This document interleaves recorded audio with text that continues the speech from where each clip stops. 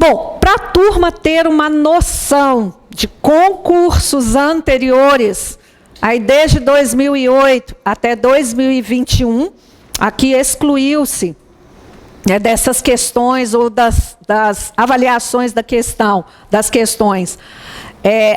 A prova de médico legista, que aí é totalmente diferente, mas, no geral, em torno de 30% das questões, aí tanto de delegado, perito, investigador, escrivão, né, novamente escrivão e delegado do 2021, que foi o último concurso, em torno de 30% das questões são tecnicamente fáceis, certo? E em torno de 30% das questões são questões difíceis. Ai, mas por que 30%? Lembrar que a gente tem que nivelar, tem que ter nível de corte. A gente tem que ou incluir ou excluir candidato, tá? E em torno aí de 40% das questões, elas estão num nível que a gente chama de mediano, certo? Exemplificando, questões fáceis, as conceituais, que eu comentei, questões tecnicamente difíceis, os epônimos e algumas contextualizações, e aqui em torno de 40%, questões aí envolvendo técnica ou envolvendo aí um pouco de conceito, com um pouquinho de contextualização, certo? Bom, para finalizar essa parte de introdução, como que a gente aprende ou que a gente entende medicina legal? Se eu ficar apenas comentando, falando aqui, né, a maioria vai se esquecer do que eu falei, tá? Posso, né, ensinar e a maioria vai recordar. Pode ser que lá na hora da prova, olha, parece que a professora falou alguma coisa assim, mas aí com certeza vai ter duas assertivas que vão ser tecnicamente ali parecidas, com pequenos detalhes, que só o recordar não vai resolver a questão, não. Tá? Agora, a turma tem que se envolver, né, com a medicina legal. Por quê? É uma disciplina totalmente diferente, é uma disciplina técnica, tá? Mas extremamente interessante. Então, tem que se envolver para aprender, para lá na hora, entre a A e a B, né, saber que o detalhe para separar uma questão e a outra vai ser o envolvimento. Ok, turma?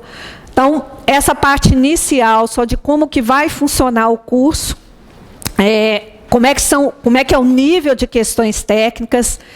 E eu sempre, tá? Todo o material vai estar em PDF, certo? Tudo que estiver em vermelho, não é porque é bonitinho, não. É porque, tecnicamente, ou é a palavra-chave para vocês procurarem a resposta da questão, ou então é aquela questão, aquele conceito rotineiro, frequente, e com aí, né, 80%, 90%, 100% de ser pedido em prova de medicina legal. Tá?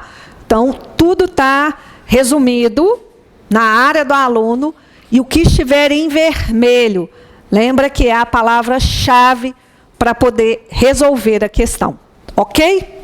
Alguma pergunta, e aí que eu possa também colocar para a turma de casa, ou que está assistindo? Nenhuma?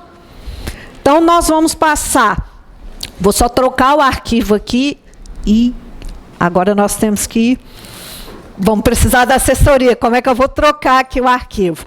A nossa primeira aula, tá? A aula de número 1, ela trata a respeito das perícias, dos peritos, dos conceitos mais básicos que nós temos de medicina legal e da legislação relacionada às perícias. Acho que ele voltou na introdução. Não, é a aula de número 1. Perícias e peritos.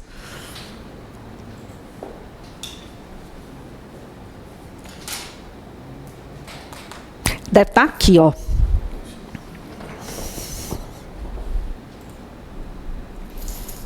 Então, nós vamos ter que fechar esse, dar um... Aí, ó, perícias e peritos.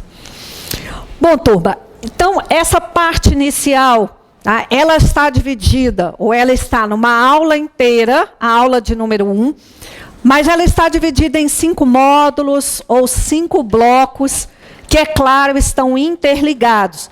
Então, para entender o bloco 5, eu preciso entender inicialmente o bloco de número 1. Tá? Conceito mais básico. O que é a medicina legal? Então, a medicina legal é um ramo, né, é uma especialidade médica, é uma área da medicina, mas uma área um pouquinho diferente. Tá? Por quê? Porque a medicina legal, ela serve aos interesses da justiça. Tá? Ela coloca, ela aplica todos os conhecimentos da área médica para atender às demandas, para atender às solicitações do direito. Então, eu gosto sempre de colocar o quê?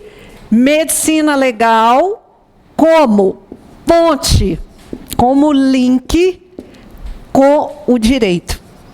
Então, sempre que a gente utiliza, ou analisa, ou avalia a medicina legal, eu tenho que estar sempre pensando nesse link, sempre em nexo de causalidade, sempre em atender às solicitações do direito, a servir, entre aspas, aqui, tá? O servir aqui, entenda-se como atender ao interesse da justiça. Bom, se eu estou aplicando a medicina legal, o conhecimento da medicina, para atender à solicitação do direito, eu tenho diversas áreas ou campos de atuação na medicina legal. Então, podemos atuar na área ética, que não vai ser objeto do curso de vocês. Então, a área ética, nós atuamos dentro do CRM e do CFM. Então, Conselho Regional de Medicina, Conselho Federal de Medicina. Tá? Podemos atuar também na área trabalhista, previdenciária, securitária. O que é isso? E traduzindo aí, né, para uma área, uma linguagem bem simples. As perícias trabalhistas, a perícia do INSS, tá? Também não vai ser objeto de estudo aqui no nosso curso. Não é o enfoque do nosso curso. Podemos atuar dentro do direito civil, quer dizer, na área civil, né? E aí também não será objeto do curso. E a área criminal, que vai ser o enfoque do nosso curso, porque o que é solicitado da medicina legal, né, em concursos, né, de investigador, escrivão, delegado, perito, é a área criminal. Então, nosso enfoque vai ser no criminal. Tá? Bom, na área criminal, e aí os demais eu já exemplifiquei, eu posso atuar, isso é importante, gente, de 3 formas. Se não entender a partir daqui, não entende mais nada da parte 2, 3, 4, 5 e do curso no geral. Tá? Eu tenho 3 modos de exercer a medicina legal na área criminal. Posso exercê-la como perito oficial, posso exercer como perito ad hoc, e a gente vai entender daqui a pouquinho cada um, e posso atuar ou exercer a área criminal como assistente técnico. Tá? Entendendo a primeira parte, perito oficial. O que é o perito oficial? E aí vamos já começar um pouquinho da legislação. Teve uma infração. Essa infração deixou um vestígio, deixou um elemento material, né?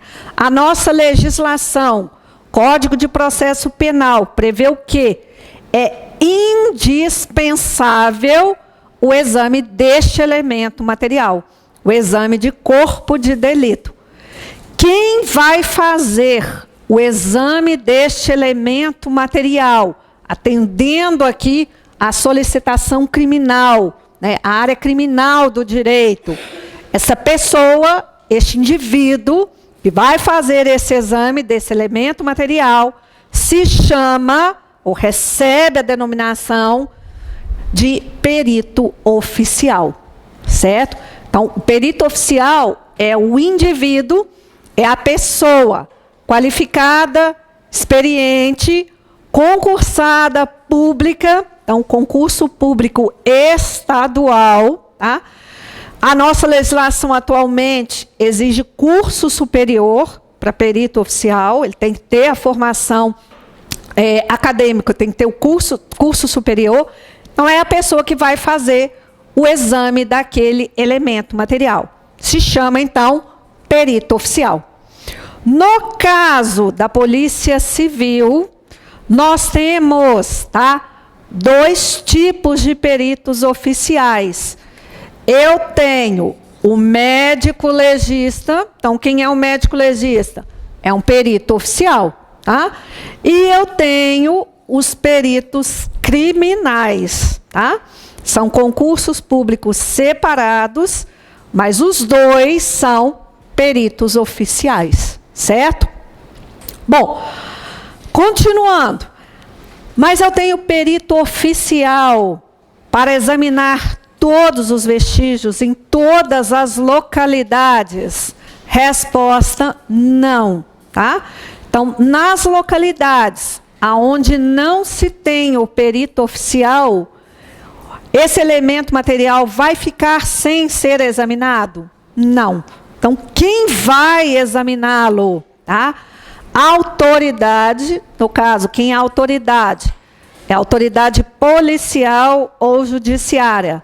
Ela vai nomear um indivíduo com curso superior também, tecnicamente na área daquela perícia ou daquele exame de elementos materiais, que vai se chamar esse indivíduo, então, ele vai atuar como perito ad hoc. Tá? Exemplo, tá? Quem pode ser, ou poderia ser o perito ad hoc, né? Ali em substituição ou atuando como médico legista? O médico daquela localidade. Então, naquele caso, ele vai ser nomeado, tá, para atuar como perito ad hoc.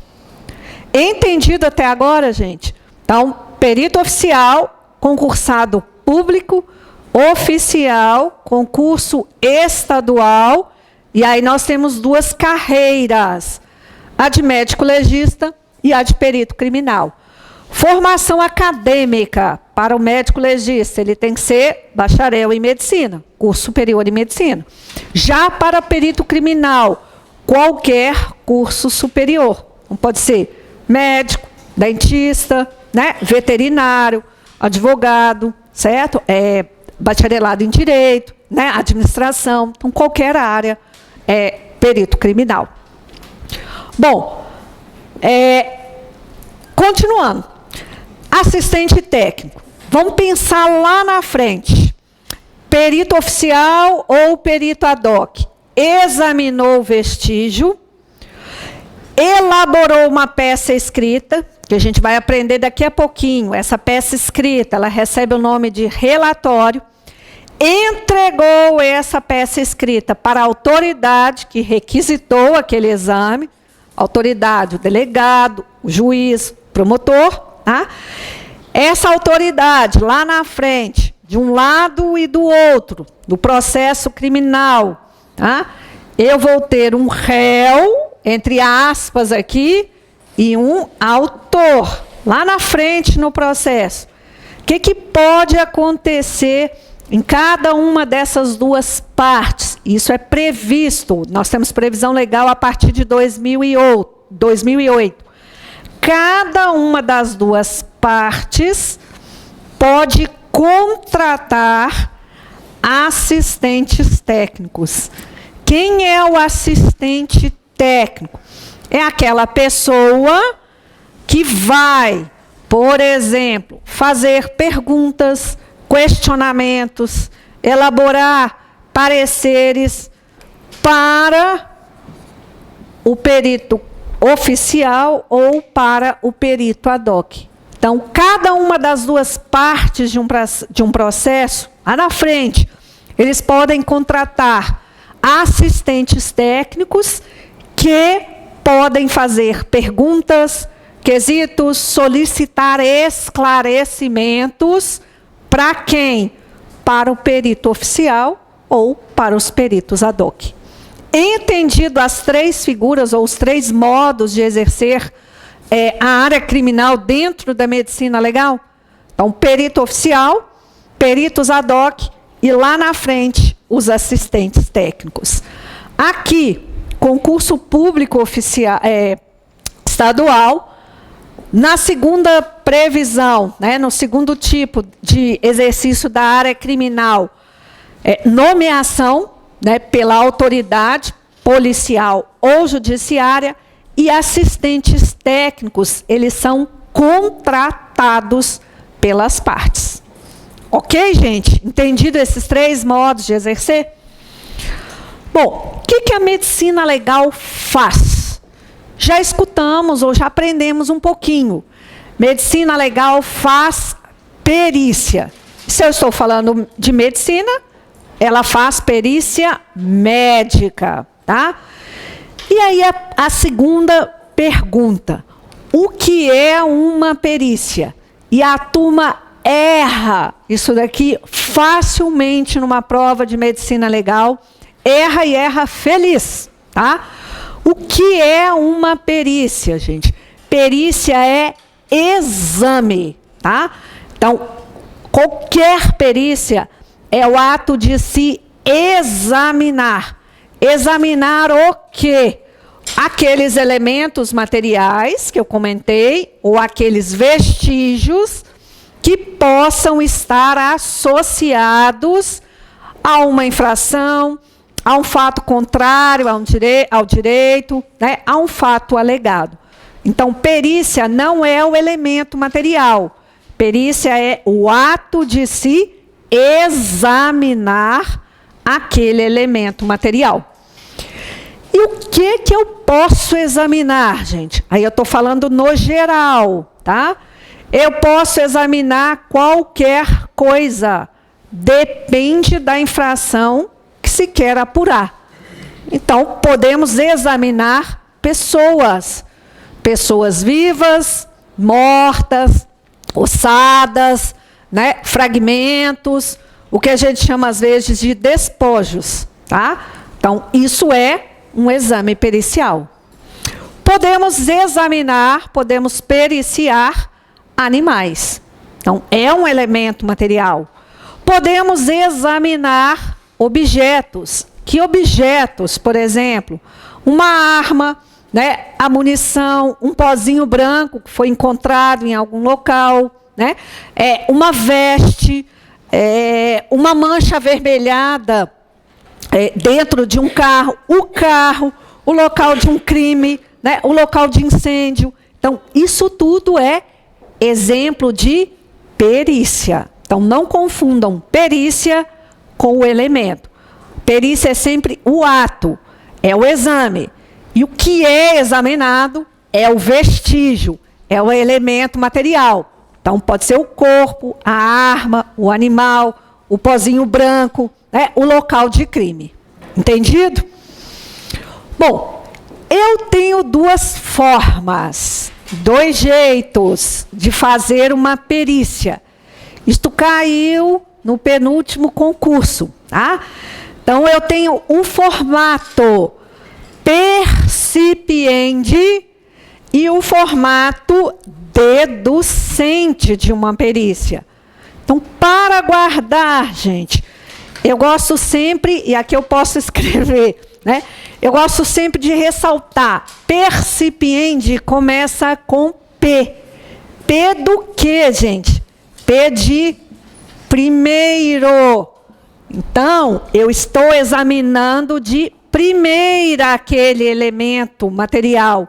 Então, esse formato vai ser sempre sobre o fato ou sobre o elemento material que vai ser analisado, que vai ser examinado. Na maioria das vezes, no dia a dia das perícias, o formato percipiente é o mais comum. Então, vou examinar o cadáver, né? Vou examinar, fazer o exame lá de lesão corporal. o exame de conjunção carnal, né? O exame para coletar ou para saber se aquele material é sêmen, se o pozinho branco, né, é, por exemplo, cocaína, tá? Se aquela marca de frenagem tinha uma velocidade X ou não. Então, estou fazendo no formato percipiente. Guarda sempre, percipiente de primeira, tá? Passando para o segundo formato, o formato deducente. O que é isso? Ele é feito sobre fatos pretéritos, sobre perícias já realizadas anteriormente.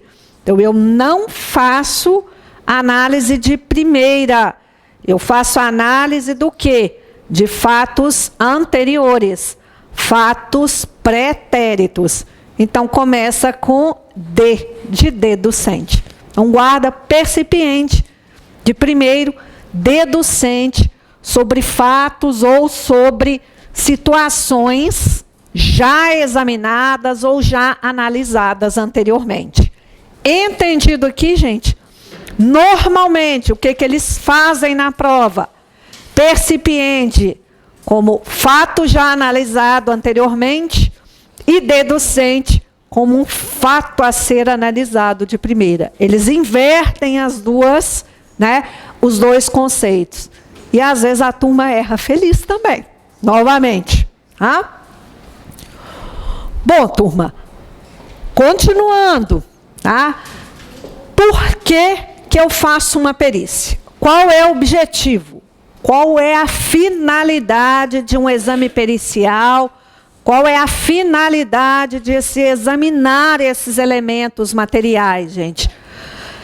A finalidade básica é produzir prova, tá? Entenda-se que produzir não é manipular prova, é evidenciar tecnicamente uma prova. O que é evidenciar uma prova, gente? Evidenciar aquele elemento material, saber detectá-lo, saber tecnicamente valorizá-lo, tá? Então, produzir prova é a finalidade básica de uma perícia, de um exame pericial. E o que é uma prova? Quem tem ideia do que seja uma prova, gente?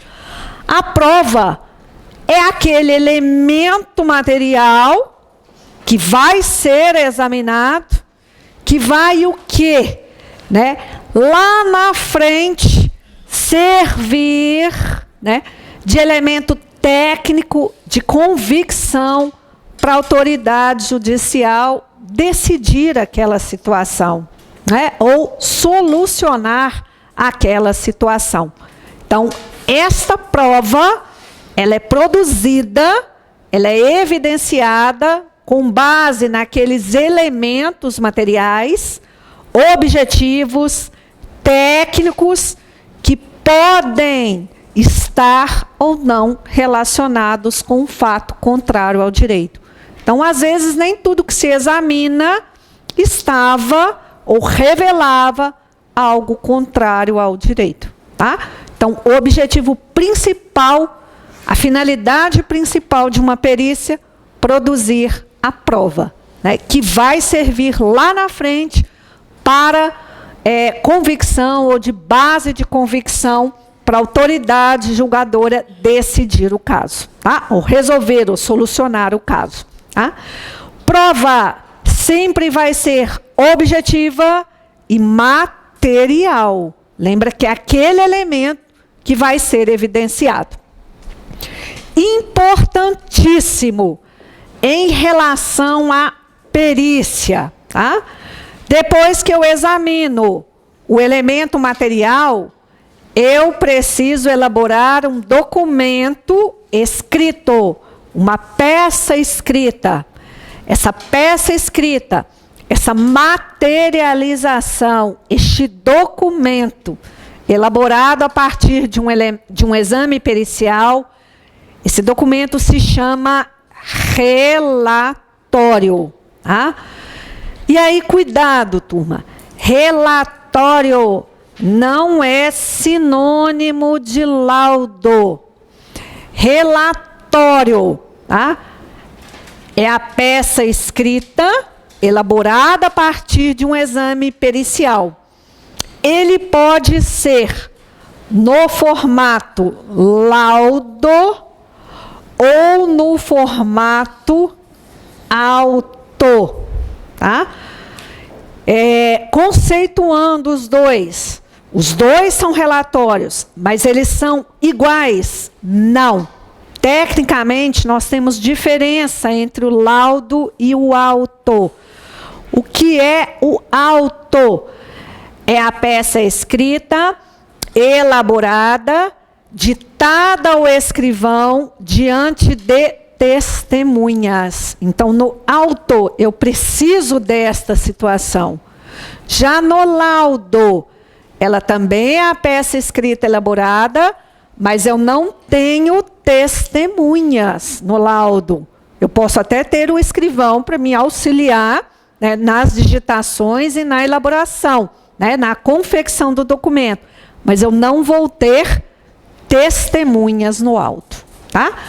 Então, na maioria do dia a dia dos exames periciais, a maioria das peças escritas é no formato, o relatório é no formato de laudo, tá?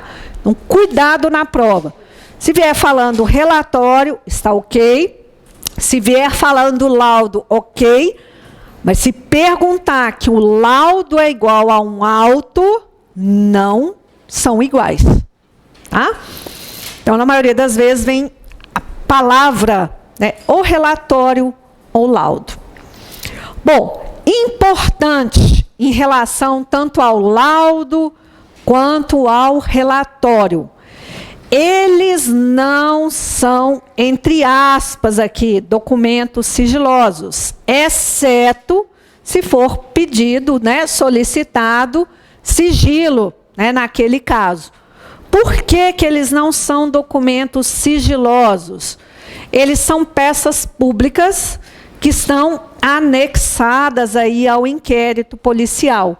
Então, mediante as senhas, né, quem pode consultar um laudo?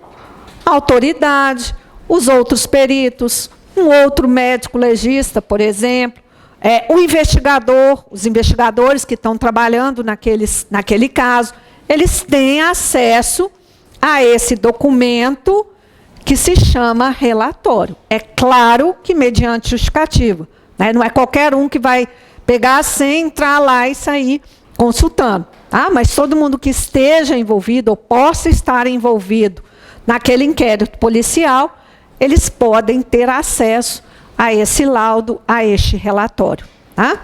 Com cuidado com isso. Não é documento sigiloso. Tá? Ele é uma peça que está anexada ao inquérito policial. Agora, eu posso ter algum laudo, algum relatório sigiloso? Sim, porque ele vai fazer parte já de um inquérito que foi solicitado, né, sigilo neste caso. Mediante a solicitação. Tá? Agora, se aquele caso todo estiver em sigilo, quem pode consultar aquele caso? Somente quem elaborou aquele relatório. A gente não tem acesso, às vezes, até aos outros relatórios. Tá? Agora, no dia a dia, né, um inquérito, eu posso ter acesso àquele? Posso. Coloco a minha senha e justifico. Por que que eu quis ter acesso àquele relatório? Isso fica documentado. Quem entrou, né, quem saiu ou quem acessou aquela documentação. Tá?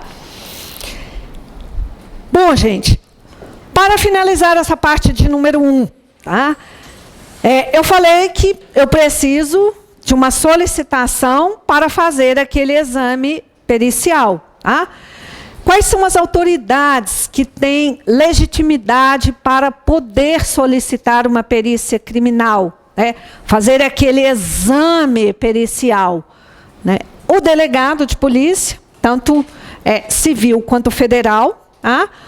Promotor de justiça, o juiz e policial militar que preside um inquérito policial militar. Então, são as autoridades que a gente fala que têm legitimidade para poder solicitar um exame pericial, né, ou solicitar a perícia na área criminal.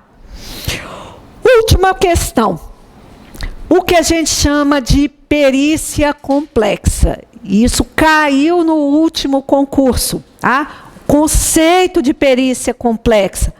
Tecnicamente, questão fácil, mas que a turma errou. Tá? Então, o que é uma perícia complexa? É aquela que abrange mais de uma área do conhecimento especializado. Tá? Exemplo, corpo encontrado aqui na frente da sala. O que tem que ser feito, gente? É um elemento material, não é?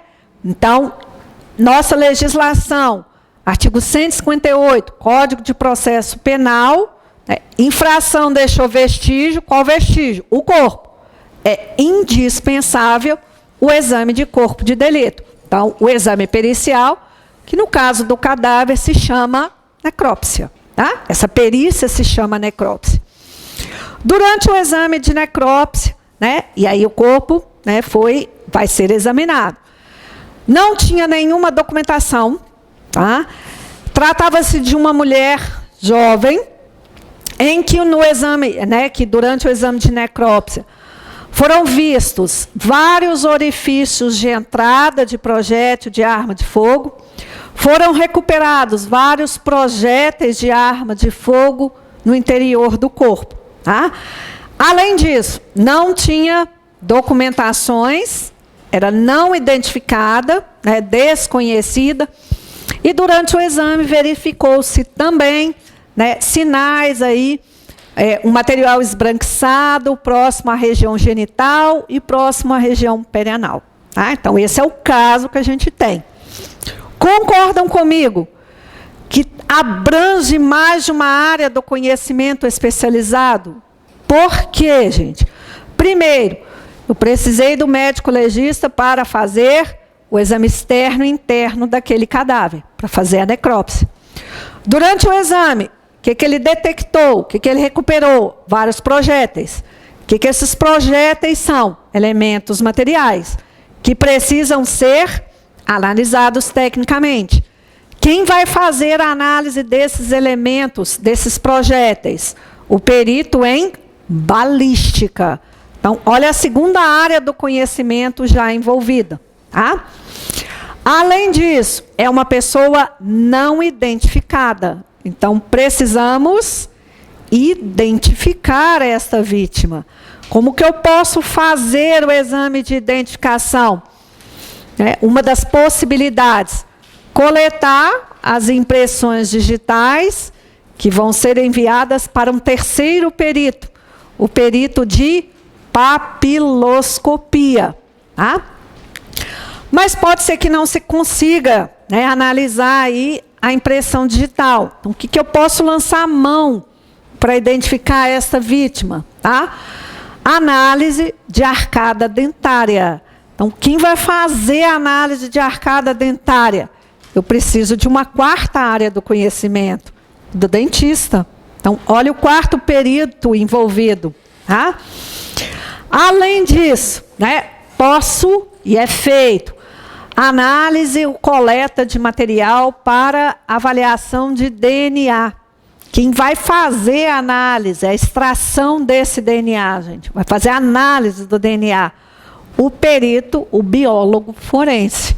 Então, olha a quinta área do conhecimento, né? Quem tem o conhecimento aí de avaliação de DNA. Aquele material esbranquiçado, né? Que foi encontrado ali na região genital e perianal. Nós precisamos analisar por quê, gente? Pode ser sêmen. Né? Se for sêmen, eu tenho um outro delito que pode estar associado a essa infração. Tá? Então, essa análise de material de pesquisa de sêmen, ela vai ser feita por um quinto e um sexto perito. O perito, né, de pesquisa de espermatozoides, que geralmente também é um médico legista, tá? Mas com conhecimento de microscopia, e pode ser feita a pesquisa de PSA, né? antígeno prostático específico, que é feito por um sexto perito de biologia legal. Então, concordam comigo que, neste caso, eu tive pelo menos 6 peritos envolvidos ali naquele elemento material, naquele corpo? Então, abrange mais de uma área do conhecimento especializado. Portanto, ela é chamada de perícia complexa. Se eu tenho mais de uma área do conhecimento especializado, gente, lá na frente do processo criminal, tá? Eu posso ter mais de um assistente técnico, ok? Porque ela abrange mais de uma área do conhecimento, cada uma das duas partes pode contratar mais de um assistente técnico. Entendido aqui a questão de perícia complexa, né? O que é e por que ela é chamada desta forma? Sim? Bom, finalizamos essa primeira parte a respeito da perícia, ou melhor, das perícias e dos peritos. Tá? A segunda parte, nós discutiremos, e a gente já comentou um pouquinho, tá? Eu vou apenas repassar e reforçar os conhecimentos. Tá? Quem é o perito, novamente? Perito é aquele indivíduo, aquela pessoa que vai fazer o exame pericial, que vai examinar a natureza dos vestígios, que vai fazer o exame de todos ou dos elementos materiais. Lembrando, perito, né, desde 2009, ele tem que ter curso superior. Tá? Ele pode ser de qual tipo? Ou podemos ter 2 tipos de perito. O perito oficial, tá? Ou então, nas localidades onde não se tem o perito oficial, a autoridade nomeia aquele indivíduo com curso superior na área de conhecimento técnico para executar o exame pericial. Neste caso, este perito se chama perito ad hoc. Tá? Então, ambos têm que ter curso superior. Pessoa experiente, qualificada, conhecimento específico sobre determinado assunto, tá? Ou sobre cada tipo aí, né, de exame pericial. Tá? Qual é a função de um perito? Acho que eu ainda não comentei totalmente isso. Então, o perito, tanto o oficial quanto o ad hoc, ele tem a função de quê? Atender a autoridade competente. Então, quem são as autoridades? Delegado, Ministério Público, juiz, policial que preside o inquérito policial militar. Então, atender à solicitação dessas autoridades para poder verificar aquele caso, para poder fazer a análise daqueles elementos materiais. Então, cuidado, gente. Perito não defende. Perito não acusa. Perito não julga. Perito faz o quê, gente? O visum et repertum. O que é o visum et repertum? Ver o quê? Aquele elemento material. Identificar aquele elemento material. Repetir, né, tecnicamente aquele elemento pericial e justificar. O que é o justificar, gente? O porquê que ele chegou à conclusão de que aquilo é uma equimose. O porquê que ele chegou à conclusão de que aquilo é um orifício de entrada de projétil de arma de fogo. E que aquele tiro foi da esquerda para a direita, de frente para trás. Então, isso é o ver, é claro, e o justificar. Né? O dar o elemento técnico de convicção para a autoridade julgadora lá na frente analisar, avaliar aquele caso. Tá? Pergunta de prova. E aí, cuidado, né? Às vezes tem ali, né, um S a mais para enganar a gente. Então, quantos peritos oficiais que eu preciso para cada caso, para cada exame pericial, gente? A partir de junho de 2008, Lei 11.690, eu posso ter um único perito oficial para cada exame pericial, para cada caso. Agora eu posso ter 2, 3, 4, sim. Acabei de falar da perícia complexa, tá? Mas desde 2008, um único perito oficial. Antes de 2008, eu precisava de 2 peritos para cada caso, tá? Então, um único perito oficial. Bom, quando que o perito é chamado a atuar? Qualquer fase do processo, então, desde o exame do elemento material até lá na frente, né?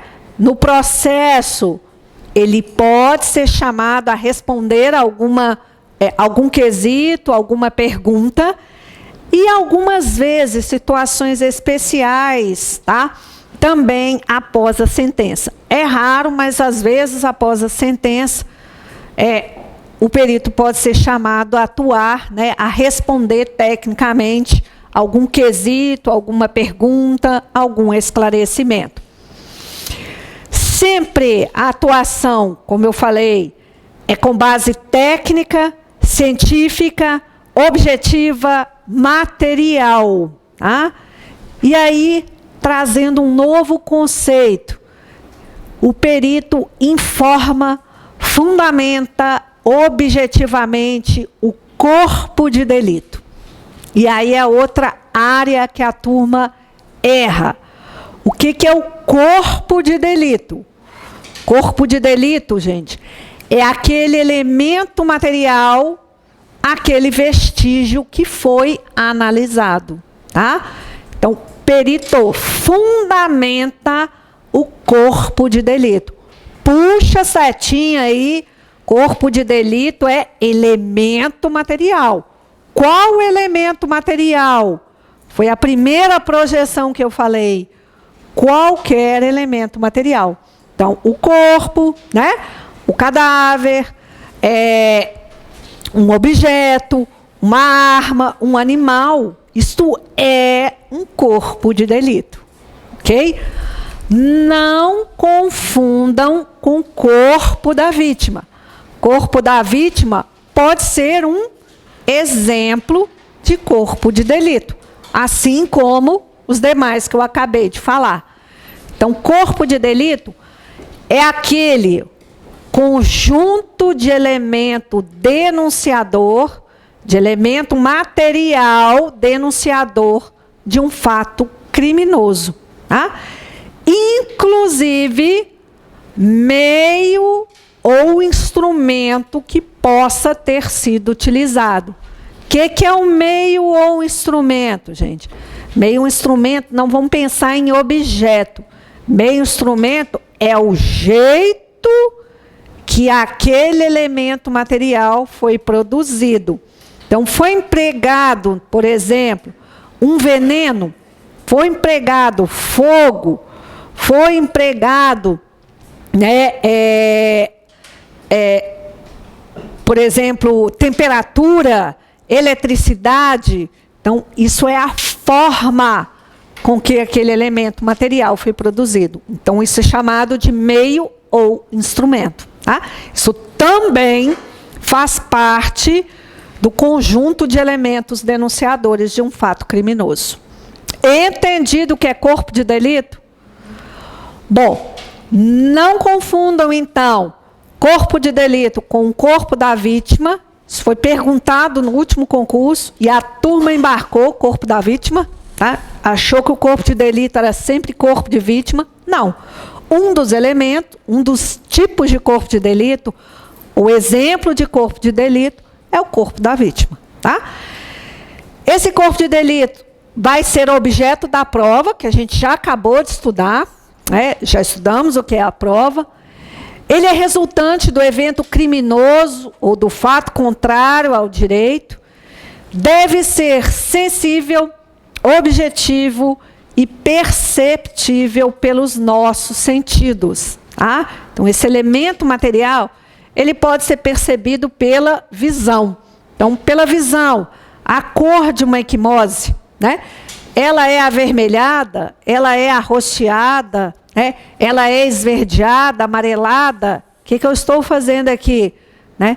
Perceptível aqui pelo sentido visão. Tá?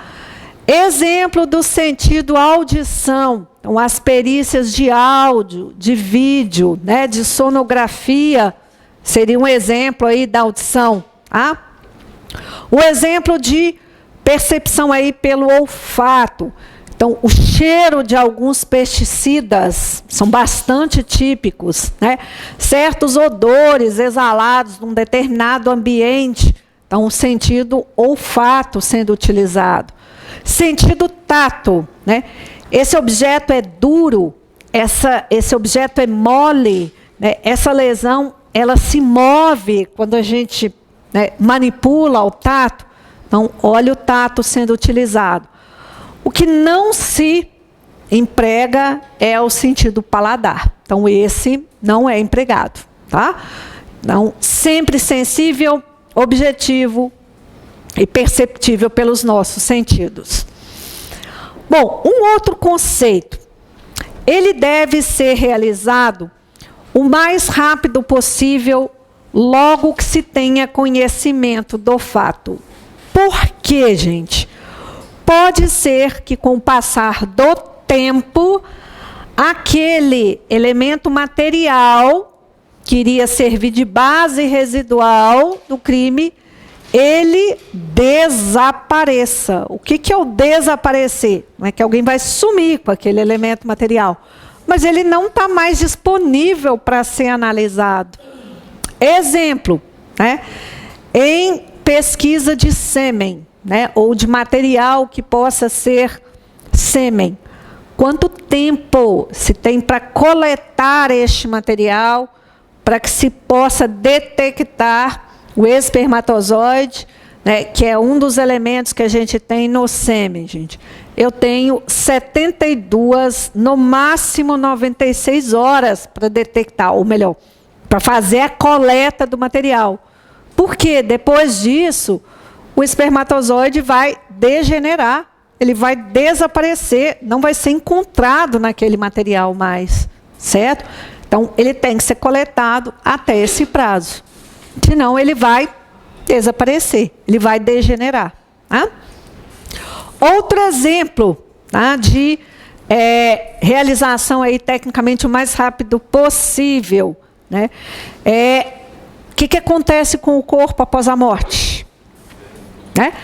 Nós vamos ter uma série de fenômenos transformativos, destrutivos, que na fase final, né, nós vamos culminar aí com o desaparecimento, né, a destruição, a decomposição das partes moles, vísceras, né, músculos, para restar apenas ossos isolados. Então, vamos imaginar que uma lesão, né, a causa-morte, tenha sido uma lesão ou lesões pérfuro-cortantes aqui na região do abdômen, né, que perfuraram intestino, levaram a uma peritonite, a uma sepsemia. Se demorar muito tempo, né, ou passarem-se várias semanas, as partes moles vão desintegrar pela putrefação, né, pela fase que a gente chama de putrilagem, né, ou fase colicoativa da putrefação. Então, essa causa, o instrumento, o meio, né, que levou à morte daquela pessoa pode ter desaparecido. Então, o ideal, né, é que se faça esse exame pericial o mais rápido possível. Entendido a questão aqui, né, desse corpo de delito, o que é, né, como que ele é feito, e de que forma a gente né, linka, faz isso, né, faz essa percepção dele na produção aí de prova. Bom, pergunta de prova também. Exame de corpo de delito, o exame daquele elemento material, ele pode ser feito de duas formas. A forma direta, que é isso? É sobre aquele vestígio diretamente, é sobre aquele elemento material.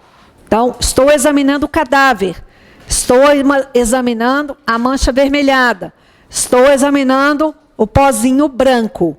Então, estou fazendo exame de corpo de delito de forma direta, tá? Mas o nosso Código de Processo Penal prevê também o que, gente? O exame de corpo de delito de forma indireta. E como que esse exame de corpo de delito é feito, gente? Com base em outros documentos. Quais documentos? Com base no prontuário, com base em relatórios de atendimento hospitalar, com base em boletins de atendimento médico. Tá? Então, o que é feito nesse exame de corpo de delito? Solicita-se o prontuário daquele paciente. E o exame de corpo de delito vai ser feito com base no prontuário. Solicita-se o relatório de atendimento hospitalar daquela pessoa. O exame de corpo de delito vai ser baseado no relatório de atendimento hospitalar. Então, tenho essas duas formas de fazer um exame de corpo de delito. Tá? Só um minutinho aqui que eu vou tomar uma aguinha.